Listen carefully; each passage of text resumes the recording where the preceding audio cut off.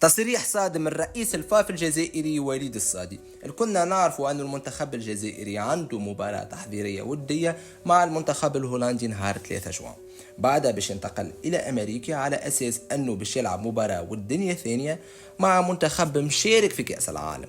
ما نعرفش أنا اليابان البرازيل، لكن وليد الصادي اليوم يخرج في تصريح يفاجئ الجميع.